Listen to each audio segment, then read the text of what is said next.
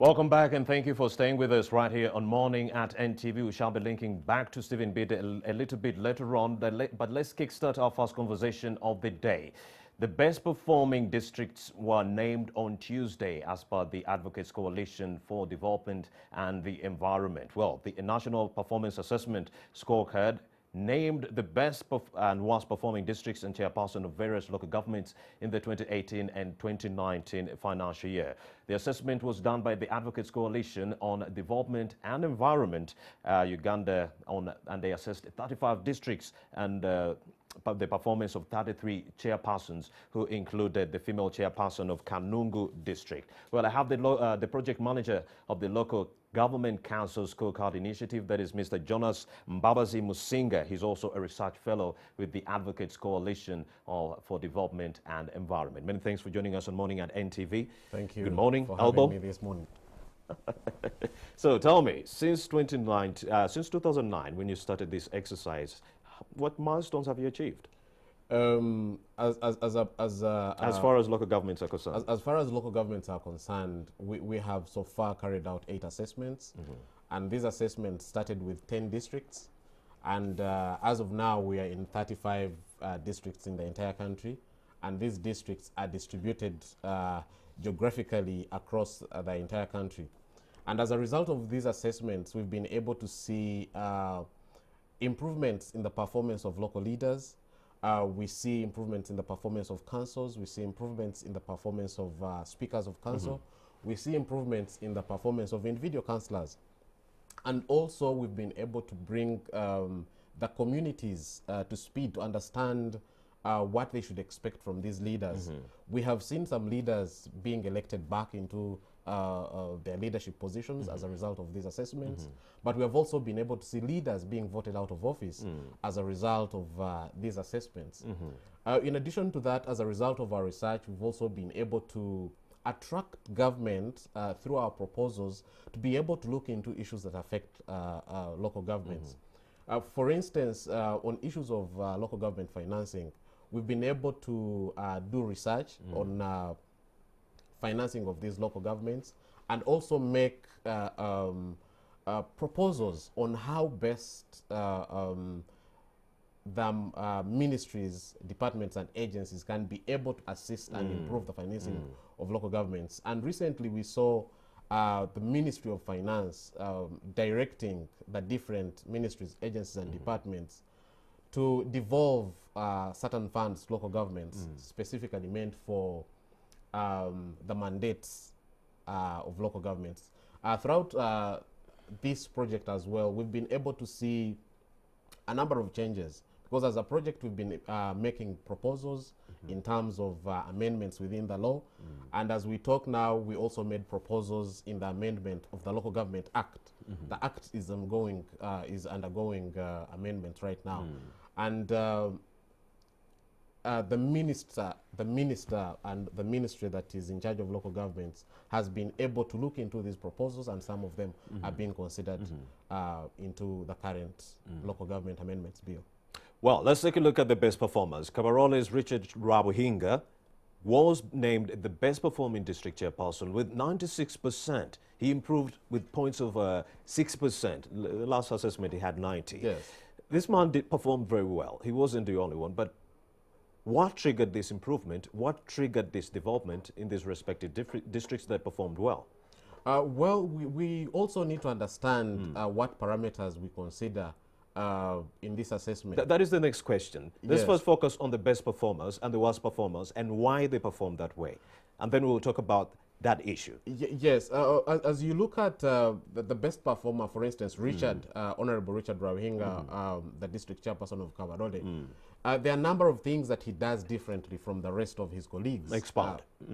For instance, when you look at the issues of being the political head of a district, as a political head of a district, there are certain things that he has to do to make sure that the district runs as expected.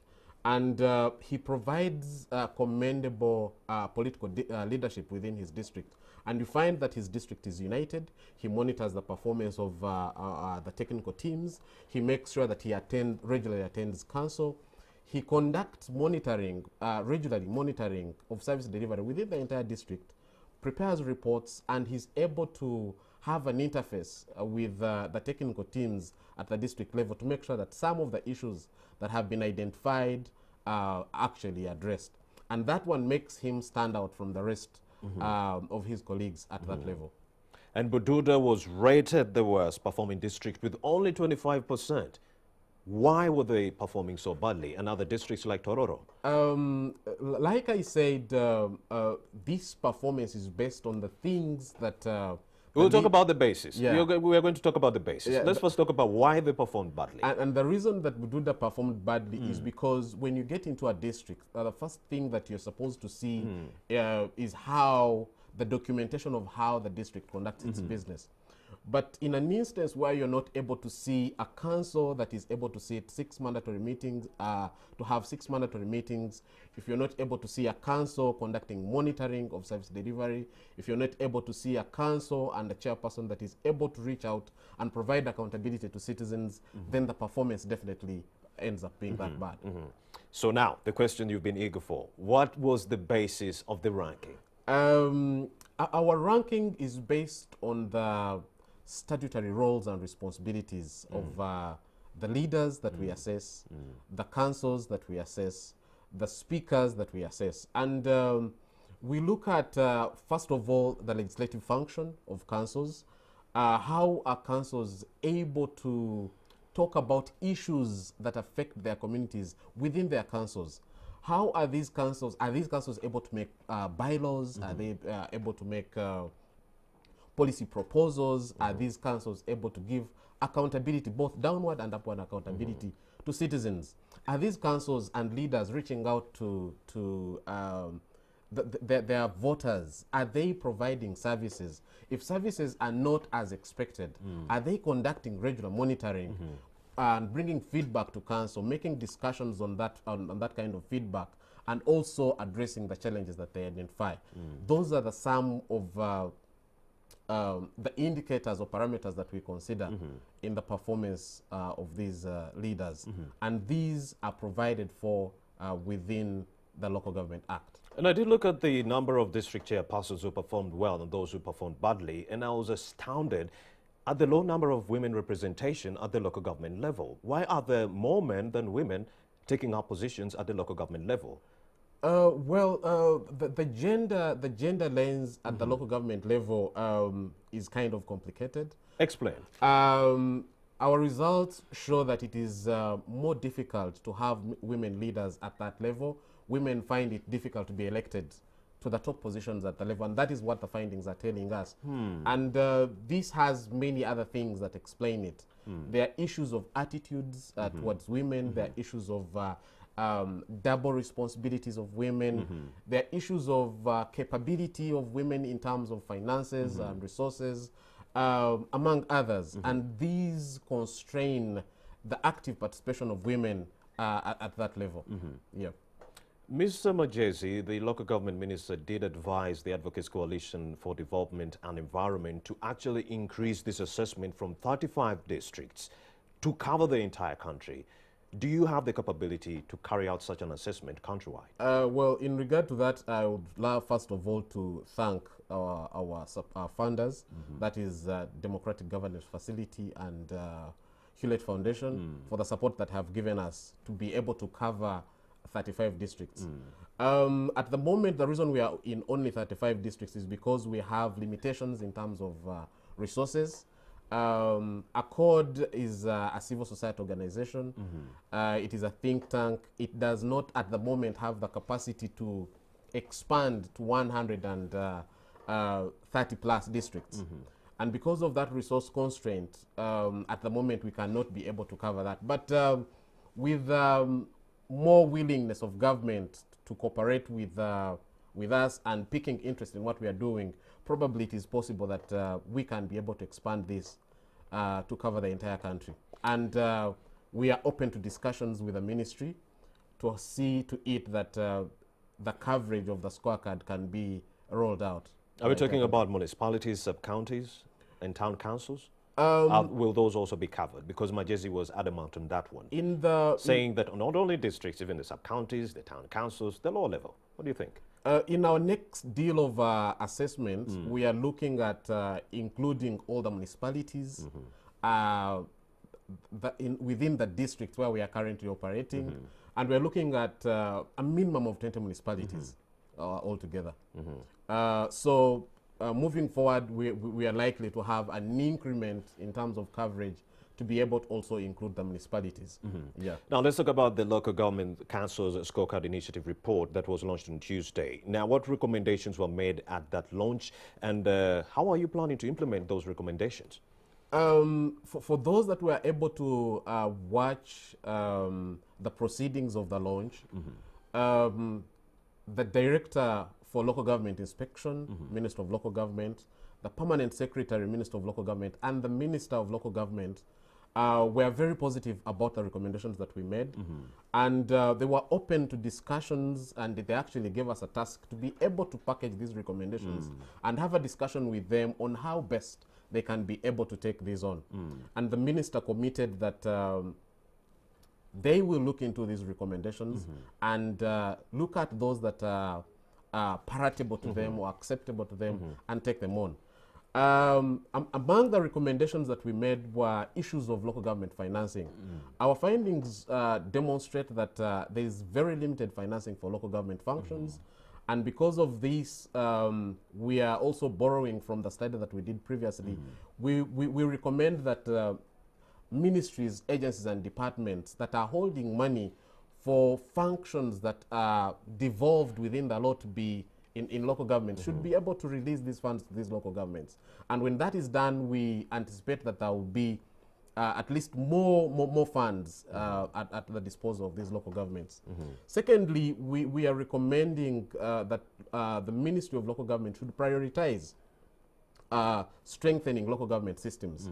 One of the things that we found out is that the systems at the local government level are not functioning as expected. When you look at the local government, the councils themselves, when you look at the standing committees of these councils, when you look at local government public accounts committees, they're not functioning as expected. And we recommend that the ministry can prioritize capacity building and mentorship of these structures and lead at that level to make sure that they are able to perform. So their problem has to do with staffing. Staffing is also another issue that we also established. But please proceed. In this assessment, we realized that most of the districts do not have staffing that is between 46 to 57%. And that is a challenge. And most of the critical or strategic positions within those local governments are not filled.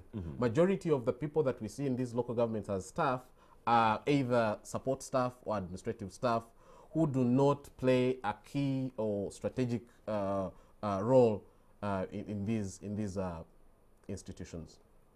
Well, also the local government minister, that is Mr. Raphael Majesi, did mention and blame government ministries and departments for not releasing funds to lower government councils to implement their projects. How big is this problem as far as service delivery is concerned? Well, when you look at the structure of local governments, the district is supposed to send certain resources, collected revenue, local revenue, to the lower local governments. And the lower local governments, on the other hand, are supposed to remit some of the collections from their revenue.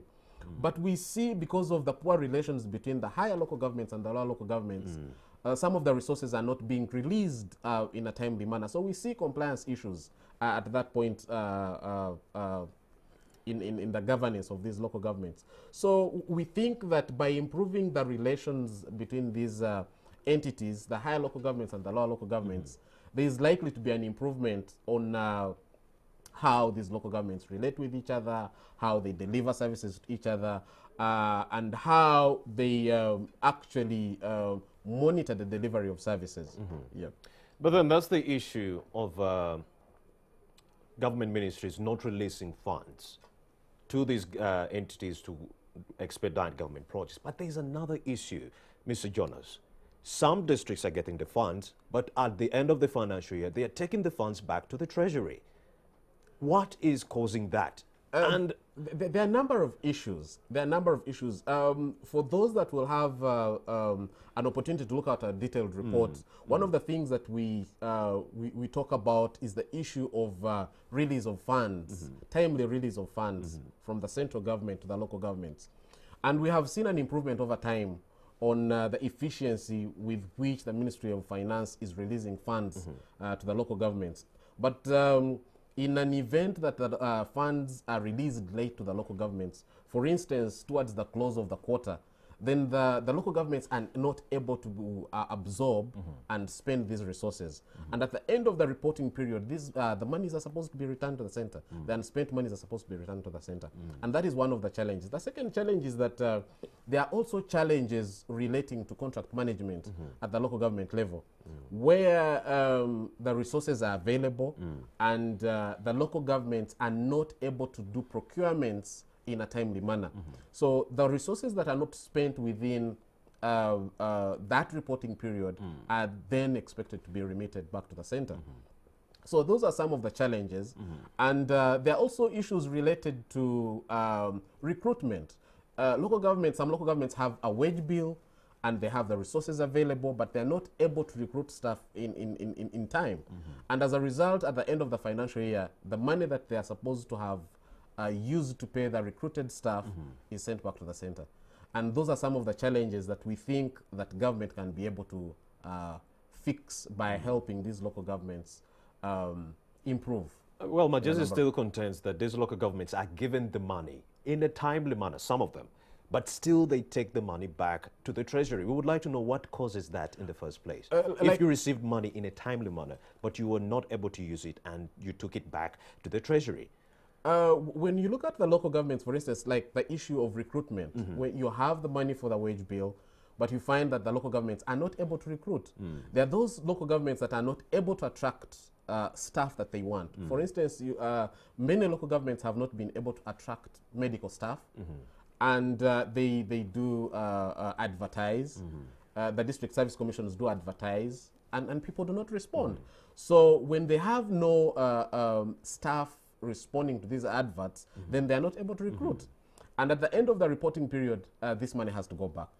There are also inefficiencies within these local governments. For instance, in issues of procurement, you're supposed to rehabilitate this road or maintain this road. Within this quarter, a local government is supposed to advertise, receive these bids, do bid analysis, and select the best service provider. But some local governments, because of administrative inefficiencies, they are not able to do this in a timely manner. And as a result, at the end of the reporting period, you find that money is still available and has not been absorbed, so it has to go back. Yeah. How has corruption exacerbated the poor performance that we continue to see in some of these districts like Bududa and Tororo? It is not specific to Bududa and Tororo, but in the entire local government fraternity. There are incidences of corruption. And these incidences of corruption relate mainly to procurements, where you find that there are issues of collusion, there are issues of inflation of bids, there are issues of nepotism, among others. And therefore, when these come into play, where you find some local government leaders peddling influence to make sure that so-and-so or this company gets a contract, then there are issues of quality that come in. This means that the local government leader at that level will not be able to supervise and ensure that the person who has been given a contract delivers to the expected standard. Yeah. So how best can we help these governments that are these local governments that are performing poorly to improve, and even those that are already doing better to do even more better? As a project, we have, as an organization, we have interventions that are targeting improvement of performance. And one of those things that we focus on is capacity building. And we do capacity building of councils, we do capacity building of leaders, we do capacity building of the structures of council to make sure that the things that are not going right fixed. We also do targeted capacity building, where we identify challenges, we help these local governments to be able to address them from time to time. Yeah. Okay, parting shots, Mr. Jonas, as we wrap up. Your parting shots. When you look at the current scorecard assessment, the results show that there has been a great improvement in the performance of the district chairpersons, in the performance of councils, and also in the performance of speakers. And we also see a slight decline by 1% in the performance of individual councillors. And in this regard, we see a number of things that are changing also as a result of this scorecard assessment. And we would love to encourage the local government leaders to continuously focus on the issues of the electorate, the issues of service delivery, to ensure that they can be able to address the service delivery challenges that are within their jurisdictions. You did mention the issue of gender inequality, but we did not talk about some of the solutions, possible solutions to arrest that situation and bridge the gender gap. With regard to the gender gap, definitely there are a number of things that have to be done by various stakeholders.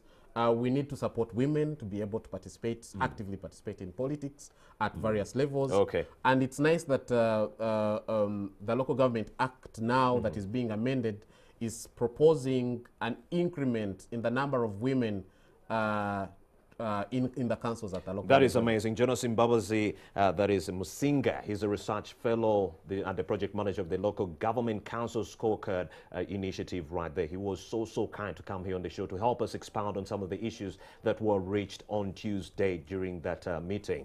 Many thanks for coming. Elbow. Okay, right about now, let me link to my reporter, Stephen Mbide, who is in Muyenga, to give you a quick traffic update. A very good morning, my brother.